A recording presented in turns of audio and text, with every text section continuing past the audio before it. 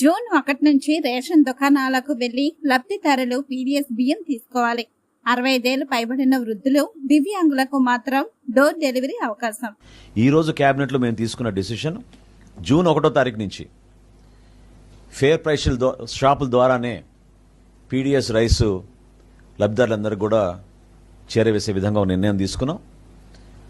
దీంతో పాటు 65 సంవత్సరాల కన్నా ఎక్కువగా ఉన్న వయసులో ఉన్న వృద్ధులకు, అదేవిధంగా దివ్యాంగులకు డోర్ డెలివరీ జరిగేటట్టు ఈరోజు ఒక నిర్ణయం తీసుకున్నాం. ఈ ఫేర్ ప్రైస్ షాప్స్లో కూడా మేము కొత్త యాప్ డిజైన్ చేసాం. రేషన్ చాలా పక్కాగా మేము మానిటర్ చేసుకునే విధంగా నెక్స్ట్ ఫేజ్లో మేము ప్రతి షాప్లో కూడా సీసీ కెమెరాలు కూడా ఏర్పాటు చేసి వాళ్ళ సర్వీసెస్ని మేము పెంచే విధంగా కేంద్ర ప్రభుత్వంతో చర్చించిన తర్వాత ప్రాథమిక అనుమతులు వచ్చినాయి మాకు.